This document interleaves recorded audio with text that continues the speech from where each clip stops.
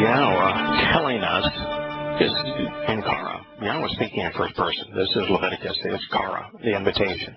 He's speaking in first person, and he's saying when you come into the promised land, the produce of, the product of uncircumcision is inedible. Until you understand the 3 years of Yosha's human ministry, until you understand what he said and what he did and what he prepared to accomplish and what he fulfilled regarding those important 3 days, Pesach, Matzah, and Bikurim.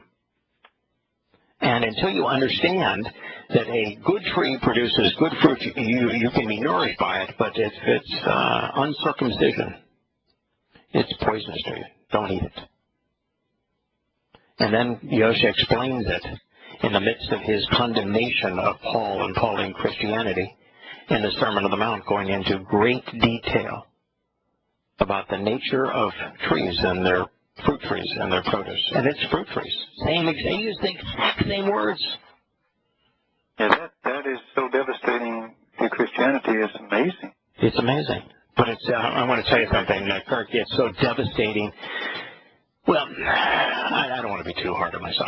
I'm typically, I think, too hard on myself in terms of things I didn't notice. I remember translating the good and bad fruit thing, and you know, we did an hour on it not too long ago, within the last few weeks, trying to understand why Yosha went into such detail on the good and bad fruit. And my conclusion was that he's not into compromise. That you either accept the terms and conditions of his covenant the way he laid them out, you follow his Torah guidance, or forget it. You're not part of his family. You're not saved. It's his way or the highway, as it was. And that's the conclusion I came to. Yeah. Well, I'm not sure that's wrong, but it was a million miles from the complete answer. When James sent us this, now I know the complete answer. It's there because of this statement. Don't consume. Don't partake in the fruit of the bad tree, the uncircumcised fruit. Paul is the messenger of the uncircumcision. Don't eat it. Don't eat it. Don't consume it. Don't partake in it. That's what he's talking about here. It's this connection. And, you know, I should have made this connection, but man, am I ever glad that Yahweh doesn't expect much from us other than we be open-minded and that we consider what he has to say and that we think about it and make the connections. And so, you know, rather than flogging myself for having missed it and done a show on it, now I want to celebrate the fact that we found it. Well, this is powerful. I mean, if you are an open-minded person who is really into, like you and I are, Yahweh's instructions, his guidance, then this is a really important statement. All right, so it goes on to say, this is now, if I may, and by the way, and this is Korah, so this is the Torah. Now, let's turn to the first prophetic statement, Yahowah. Now, last time I checked, well, Moshe was really important to Yahweh, so in direct contradiction to what Paul had just said, Yahowah was too. So was Yirmiyah, and so was Ezekiel. These are the pillars of Yahweh's means, the most important implements of communicating his message. There's only one person between Korah, Yahowah, Yirmiyah, and Ezekiel that is left out of his list that would be the pinnacle of Yahweh's most important messengers. Talking about Dode? Dode. He's the only one left out of this group. I remember the first thing out of Dode's mouth when he saw Goliath, or heard Goliath, he said, "Who is this uncircumcised jerk?" Yeah, okay, so yeah, there we go. Oh, there we go. So it's just not there because we didn't have it on the list. Okay. So this is Yahowah 52:1. Wake up. Wake up. Put on that energy and power. Oh, Zion. Zion. What does Zion mean? Signpost along the way. what a powerful term. Oh, man. I tell you what, to the greatest extent possible, you and I strive to be Zionists. Oh, absolutely. Because we're not saying that we are the sign. We're saying that we are showing people and proclaiming what's on those signs along the way. Nothing more important than doing that. I can at least read it. Yeah, and I can read it, and I can read it aloud to you. Yeah, right? That's right. And we can make the connections and talk about its importance. So, O Zion, put on your garments of brilliant splendor. Are you familiar with any brilliantly splendorous garments that the signposts along the way point us towards?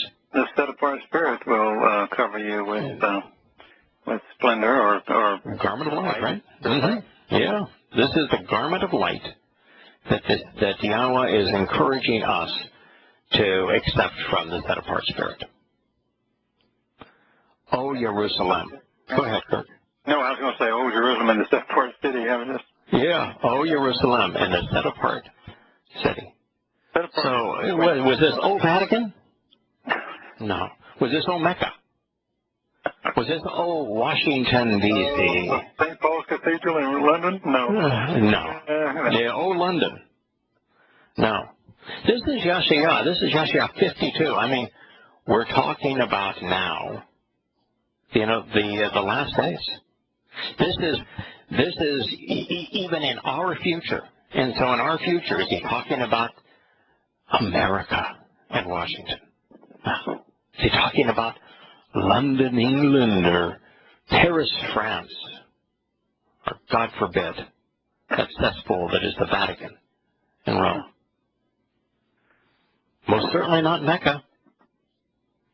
He's talking about Jerusalem. Oh, Jerusalem. The set-apart city. So Jerusalem is Kodesh. You know anything else that's Kodesh? Set-apart spirit. Yep.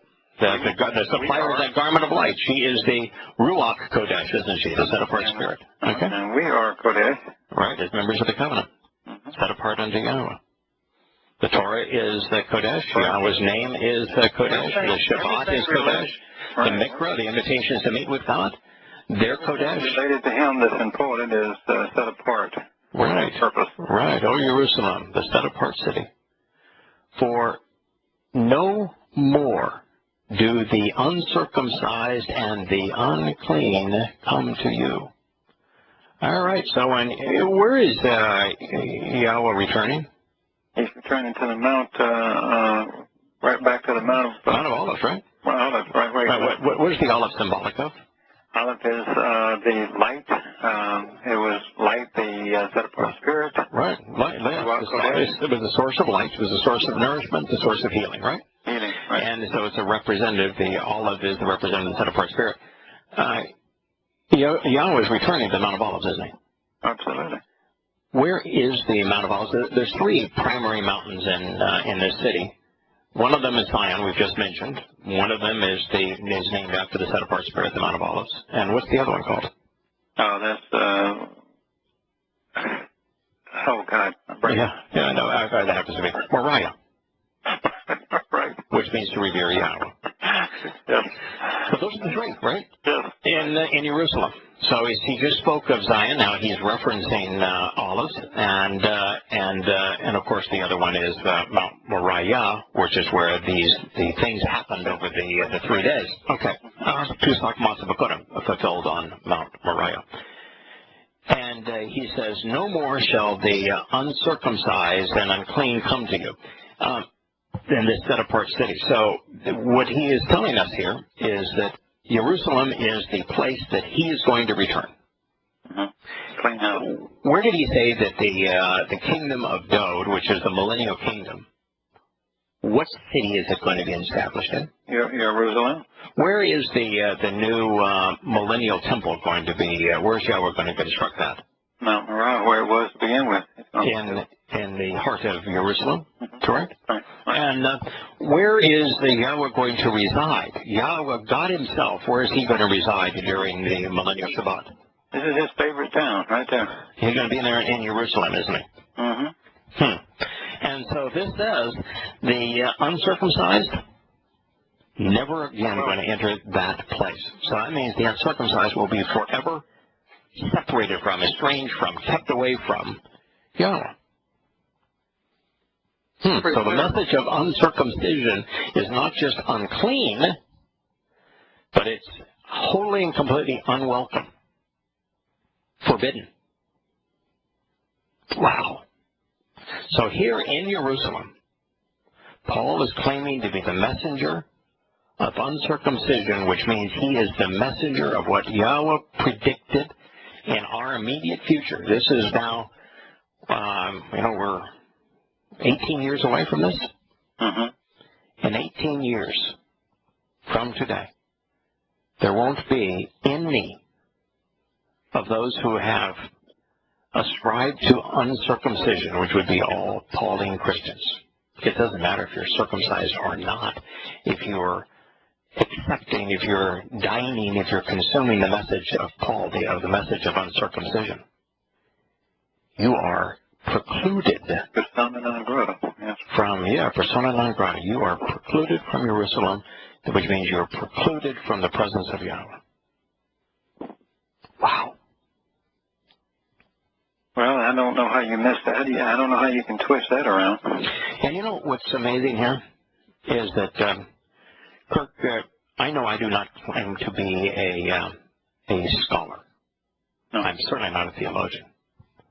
You don't claim to be a scholar or a theologian either, do you? No, I'm a two-bit artist. I like your art. Maybe 4 bits. Okay, 4 bit. And JB, he's a technology expert, isn't he? Yes. He sent us these sightings. 3 of us figured it out, didn't we? Yeah. What do you think the likelihood of someone that goes to Bible school that spends 4 years studying this stuff would be incapable of knowing that this is here, and that why didn't they make the connection where Paul said that he is the the messenger of uncircumcision? Why didn't they make the connection to see that the message of uncircumcision is the forbidden fruit? It is the fruit that is inedible. It's that which is inadequate. It's that which makes you persona non grata with Yahowah, keeps you estranged from him. Kirk, a moment ago you mentioned that we really do have our full assortment of the most important messengers on behalf of Yahowah. And they would be Moshe first and foremost.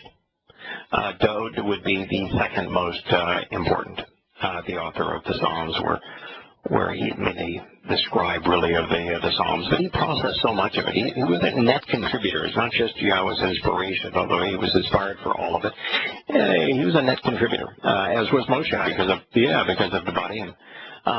And then Yirmiyahu, which is the Yahowah's prophets to the Gentiles, so that they would understand the consequence of, particularly of Christianity. It really denounces Christianity. And Yahowah, which was the most profound of all the prophets, predicting the last days, but predicting the whole swath of human history. And then Ezekiel, in terms of his witness to his people. And so you mentioned that Dode refers to Goliath as a uncircumcised Philistine, and so this is the statement that Yahowah, that Dode makes, and it's found in the 17th chapter, I think. There's first Shamuel. Shamuel means he listens to God. In the 17th chapter, down around the 17th, 18th verses. Let me see if I can find a specific spot here. And Dode is been called out, and he talks about the murderous nature of this, and The Philistine said, "This day I will defy the host of Israel. Give me a man and let us fight each other." On hearing this, the Philistine's words, Shaul, who was the one that the children of Israel chose, that Yahowah warned against, as a warning against, human governments are all rotten, and he gave us all the reasons that we should never choose to be political or choose a human government. And the Israelites were dismayed, and they were terrified. Then it talks about Dod, and he was out tending sheep. And Dod came forth, and then it has Dod specifically saying, he comes out to defy Israel. The king will give him, so let's see, where does it begin? Okay. David asked the men standing near him, "What will be done, what will be accomplished for the man who kills this Philistine and removes this disgrace from Israel? Who is this uncircumcised Philistine that he should defy the host of the living God?" Wow.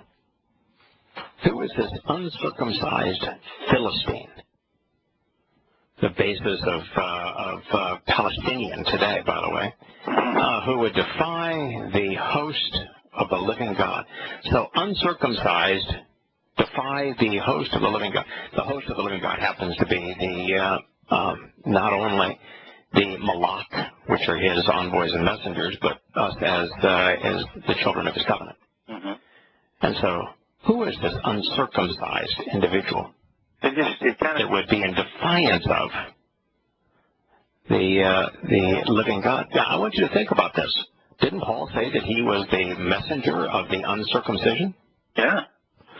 So isn't he therefore an individual? If we're going to believe that Dod, who we know was inspired by Yahowah, since we know for certain that Dod was inspired by Yahowah, he just said the uncircumcision is in defiance of Yahowah. Isn't that what Paul was from start to finish? Absolutely, and it doesn't seem to matter how many times we say it. I guess we're all going to say it till we leave this place. But it's so obvious that Shaul, Paul, right, is taking counterposition to God. I mean, you cannot be on both sides. Right. You can't put your foot in both sides. I'm sorry, even if you understand this and are Christian, you can't hold on to your baggage. You got to walk away just like Abraham. That's straightforward. Let me give you another insight here. So, who is this uncircumcised Philistine that he should defy the host of the living God? And of course, he's speaking to the Philistine known as Goliath, who was uncircumcised. But who came up, who reinvented the term Philistine centuries after the last Philistine was gone? The Muslims. Oh, no. The Arabs that came to No. Hadrian.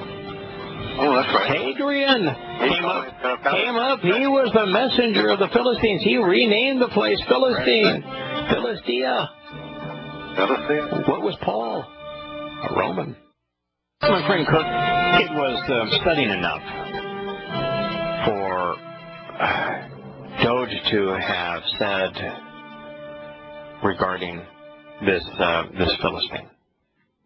Who is this uncircumcised Philistine who would defy the host? And the host, of course, the messengers of the living God. And what is it that we ask ourselves repeatedly? Who is this Paul, this Shaul, that would defy God? Yeah, the messengers of God. And then we made the connection just a moment ago. The last of the Philistines were killed by the Assyrians in about 500 or so BCE. But there was a Roman, Hadrian, who wanted to rename Jerusalem after himself and establish a huge temple with himself as the chief deity in the temple there in Jerusalem. And he renamed Israel and the province of Yehudah Philistina. Who is this uncircumcised Philistine that would defy the host, the messengers of the living God? But let me just extract it. What did Paul claim to be? He was the messenger from. No, what did he claim to be? He claimed to be a Roman. Oh, yeah. Both. Who is that? Yeah. Who is that Philistine? He's a Roman. By the way, who is the other player in the story? You know, I was talking about the guy that trembled in fear. What was his name? Bewildered, befuddled, terrified. Who was his name? That didn't know what to do with the Philistines. That trembled in fear of them, was not willing to challenge them and eradicate them. Who was that? Shaul. Oh, son of a gun! That was Shaul. And his name too. And what is the name of the guy that wrote this letter to the Galatians? Shaul. Wow. The connections are just amazing. Well, that's pretty easy one. I don't know where we missed it so long. I mean, we did the other day. Well, I mean, we did it before, but who is this uncircumcised Philistine that would defy the messengers of the living God, the host of the living God? No, that was Paul. Who is he? You know, who is he to do that? What's so interesting to me is Dode gets it right away. I mean, there's no hesitation. He doesn't have to build up to it like I do. Oh, of course, no, Dode just he knows exactly cut and dry. This is us, that's them. Okay, but let's be fair about this too, though. Yeah. Do you think this statement is so prophetic of Pauline Christianity and of Hadrian and Rome and all of this sort of thing? It's so prophetic of all that. Well, we can give Dode all the credit in the world for figuring out what Yahowah likes and how to engage and act upon his testimony and for writing beautiful lyrics to songs that empower us. Okay. He didn't. This did not come from his mind. No. He grasped it, and he grasped the moment. And because he knew Yahowah and had listened to him and loved his instruction, he had the confidence, utter confidence that comes from being a member of the covenant. There is nothing that bothers me or threatens me that I have the total confidence of the covenant. He had total confidence in Yahowah, which put him in this position. So we can credit him for that. Yahowah gave us words, you know. Yahowah gave us these words. All right, so let's go to the next one. The next one comes from Yirmiyah, and it's Jeremiah 6:10. Now, Yirmiyah is, by the way, the one prophetic book where the audience. Now, Yirmiyah was an Israelite, but the audience is Goyim. 6:10. See. Which is aim, see, their ear is uncircumcised, stubborn, unlearning, unhearing, unresponsive, and they are unable to listen. See, the word of Yahowah is a reproach to them. They do not delight in it. All right, so if you are their ear is uncircumcised. So if you are listening to the message of uncircumcision, if you are listening to what Paul has to say, then what he's saying is that you are unable to hear God. Yeah. You are the word of Yahowah is not just unknowable to you. You hate it. Yeah. The word of Yahowah is a reproach to them. They despise the word of Yahowah. When you read Paul's letters, he despises the Torah. Oh, more than a rabbi. More than any rabbi. Oh, despises the Torah.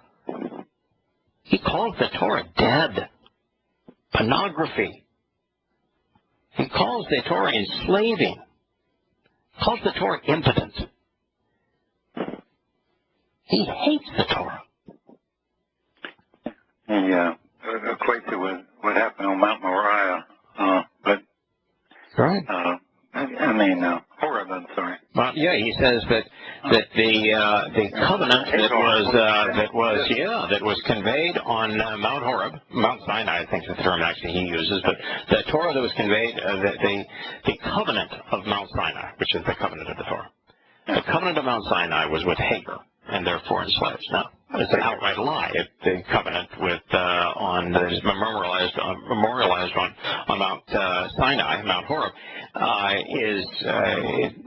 Hagar is expressly excluded, and the covenant is absolutely and unequivocally with Sarah and Abraham, and therefore with Yishak, laughter, and that was happened to be the line, Kirk, that when I was trying to resolve the conflicts between Paul and Yahowah, and I remember I was doing my best to try to resolve these conflicts, and I came to this statement, and it was just, holy crap.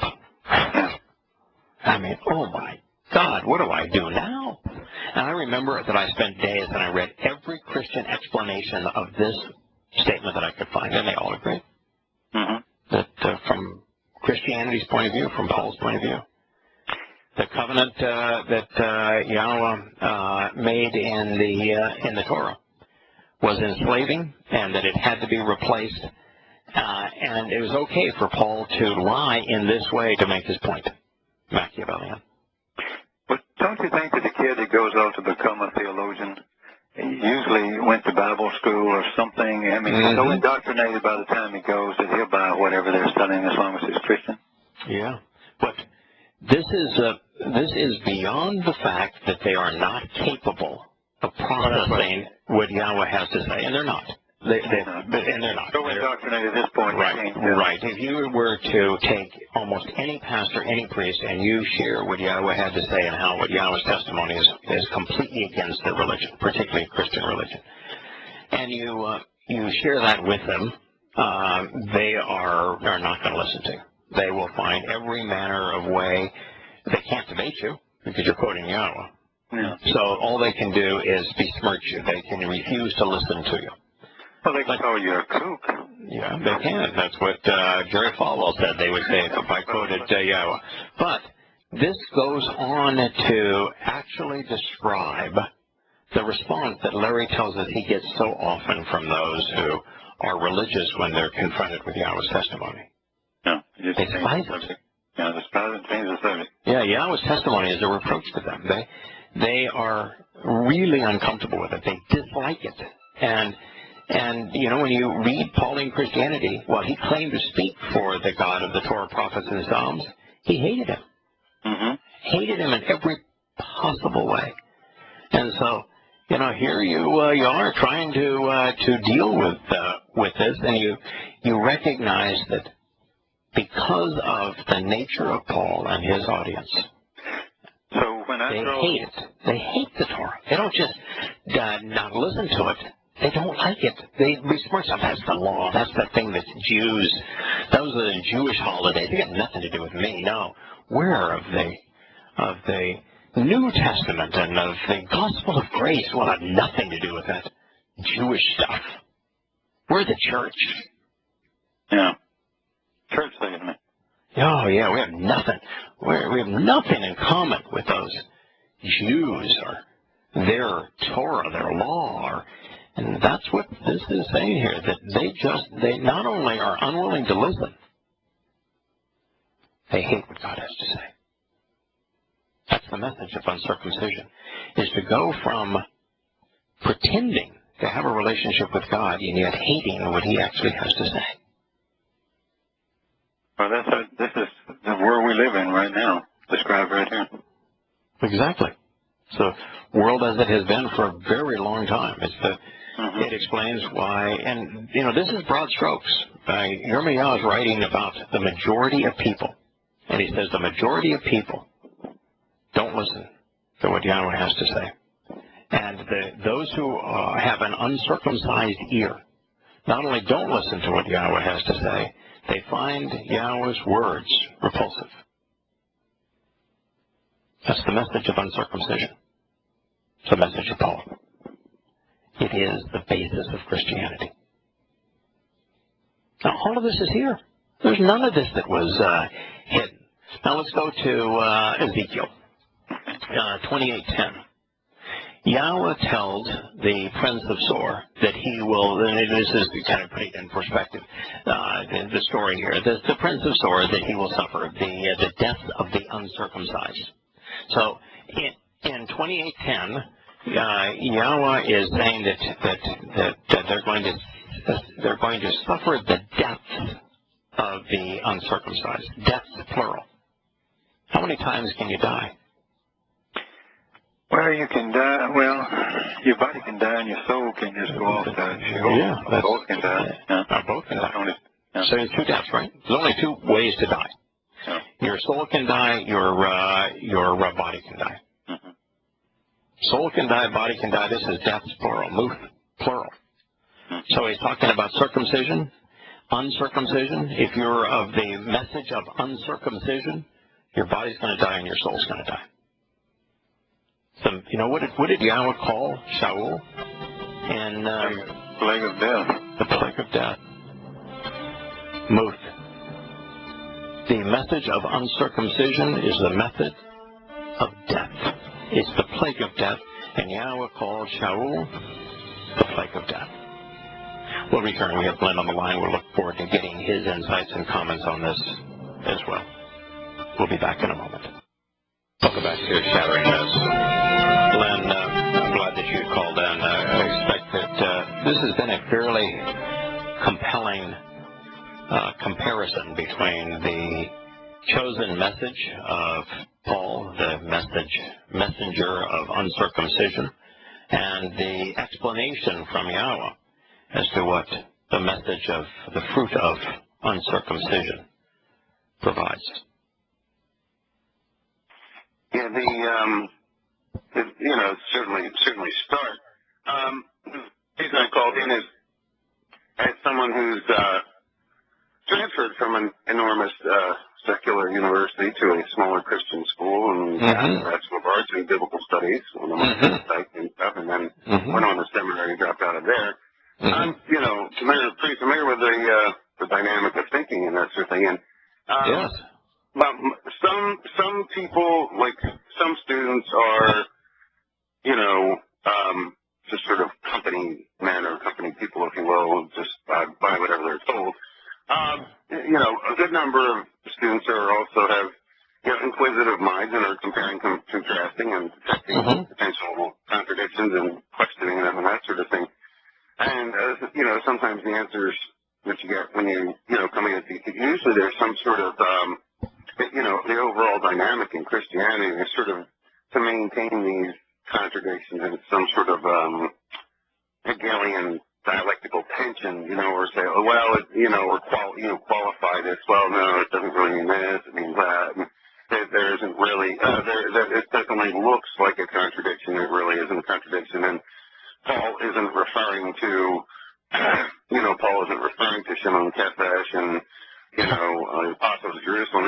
So when he names Kephesh and he says, "I condemned him," we just it's not really to Shimon Kephesh. We're just going to look the other way. That one's not answerable. So let's just look the other way. Well, that's like a different incident than. Or the statement on the upright pole, my God, why have you forsaken me?" And the concept of in Christianity where the God dies for your sins, and yet he's very much alive and God's no longer there. They're not going to spend much time on that one because if you think about that one, you can't be a Christian anymore. Well, they're going to make a distinction again. Yeah, there's just no time to address, so they're going to make a distinction between the death of the physical body and soulless death and all that sort of thing.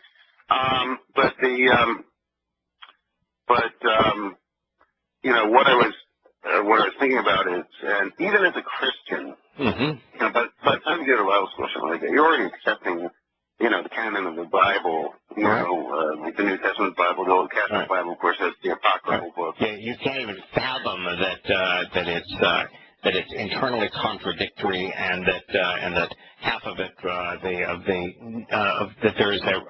there isn't really a New Testament, and that the author of half of that New Testament was a bogus rogue.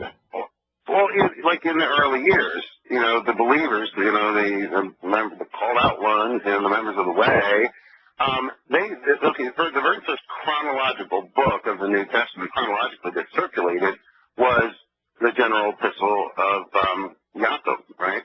That was the first epistle to circulate among, the various congregations. So, so they didn't have, so it was just a letter. In other words, they didn't ascribe anything such as plenary verbal inspiration or inerrancy to it. This was a letter from a guy who was authoritative, I think that Mattanya's letter or Mattanya's eyewitness account written in Hebrew was treasured and circulated. That was the first of the Gospels, but not first of the books. Like the first one. Yeah. Actually, John Mark, the Gospel of Mark, I think was first, but it was. Yeah, we really don't know that. It's and of course, and Mark was really writing for Shimon. But okay. Yeah, but the point I'm trying to make is about this notion of plenary verbal inspiration, canonicity, all that sort of thing. And even in a Christian context, you could easily relinquish ideas such as the inspiration of the New Testament or, the canonicity without losing anything. You wouldn't, you wouldn't lose, Yosha as the Messiah, as the Passover, if you were to give up this notion of the inspiration of the New Testament.